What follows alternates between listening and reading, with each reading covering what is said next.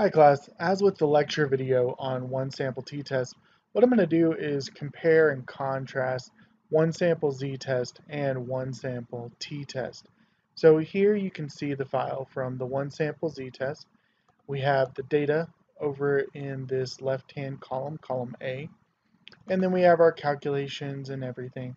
And what I've done is you can right-click this tab and go to Move or Copy, and then you can just click create a copy and click OK. Now I've already created my copy and made some adjustments for the t-test, but that's how you would go about making a new tab so that you could do that. And then of course I've labeled them. If you just right click and go to rename, you can add labels to make them more intuitive and a little bit easier to follow along or read about later. So I've noted mine as z-test and t-test. So you can see that I've copied over. So I have my data points from A2, and if I scroll down, they go to A101. The mean is still the same. So if I get the average A2 to A101, which we've already done before, standard deviation is still the same. You'll note that I have crossed through sigma because again, really the only difference between a one sample z-test and a one sample t-test is, do I have that measure of variability from the population? Is that provided, or is there a way to calculate and obtain that? In this case, we're acting as though we don't know that information. And once we do that, then we have to do the one sample t-test. So here you see that I've pulled in the value for t for critical, and that is consistent with the value that you saw in the lecture video. So if you're wondering how are we getting that, where is that coming from, it's coming from a table in a file called critical values of z versus t, and that file is under lessons and videos. Additionally, I give part of that table in the PowerPoint itself, so you could look there as well.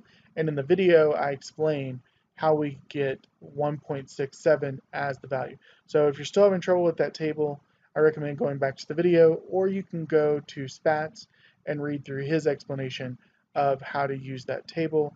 And he has a similar table with basically all the same values in his appendix. I want to say it's Appendix C, Table D, and there's the one sample T there. If you look at this, you also see that we've counted to make sure there's no missing data. We do have 100 scores within our sample. We've already calculated the mean standard deviation because we did that before. As I mentioned in the video, the mu and the mean are both identical. The numerator for z and t is identical, and so when we say what is the mean of the sample minus the mean of the population, we're still going to see that our effect, or the numerator for the t-test, is going to be equal to 4. Now the denominator is where we have the change, because now we don't have the variability estimate from the population. We're going to have to use the variability estimate from the sample. And so when we're looking at this, the only real difference, if you look at z-test, when we got that error term, it was C3 divided by the square root of C6. And C3 is the population variability estimate, standard deviation. C6 is N. When we look at the t-test, now it's C8 divided by the square root of C6. So C6 still size of the sample, so that's consistent. The new part is we are using the standard deviation from the sample as an approximation for the variability. And we're going to have C8 divided by the square root of C6.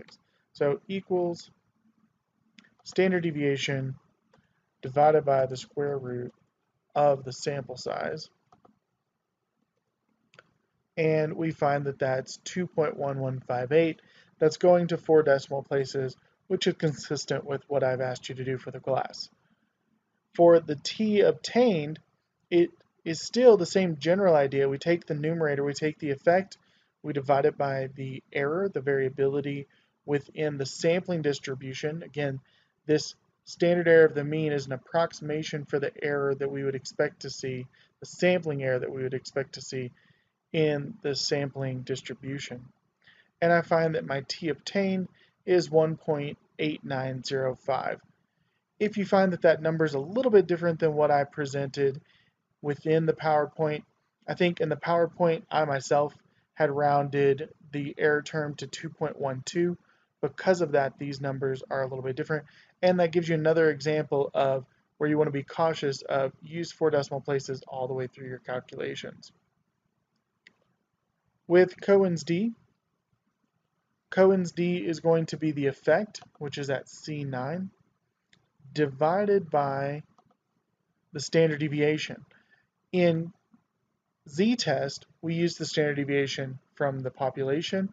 In the t-test, the only difference is where does that standard deviation come from? Now it's the standard deviation from the sample because we don't have the standard deviation or the variance from the population. We find that Cohen's d is 0.1891.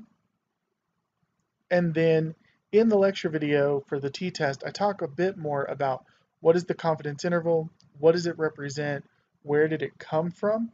So if you're still having some questions about that, feel free to go back, think about it conceptually, look at that video. There's also some visualizations in there to help you understand what are we doing when we create this confidence interval, what does that confidence interval represent?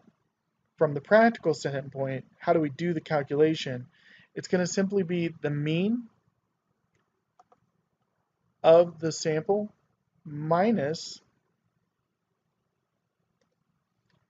t critical times the error term, standard error of the mean, and we're going to hit enter, and we find that the lower limit is 528.46666.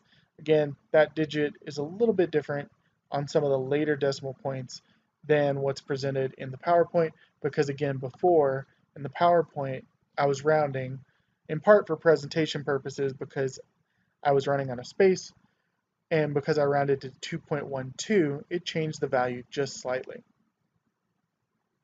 For the upper limit, it's that same general formula. We're going to take the mean, but now we are going to add t critical times the error term, the standard error of the mean. And that tells us that the upper limit for that confidence interval is 535.5334.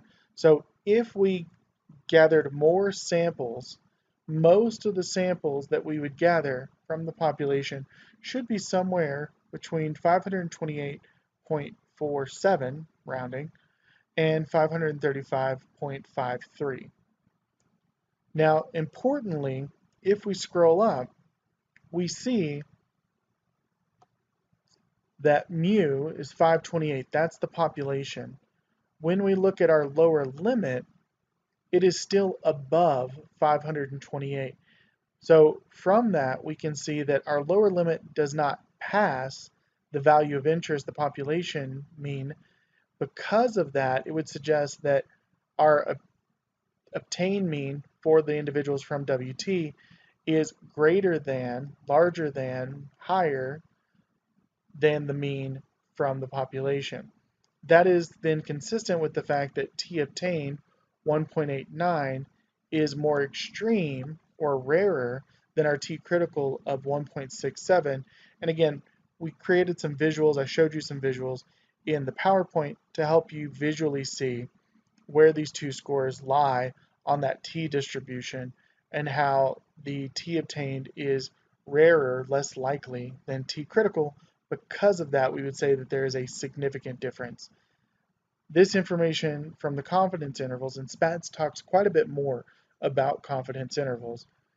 It's consistent, though, with that test, where we see that if we were sampling again, we wouldn't get 532 exactly.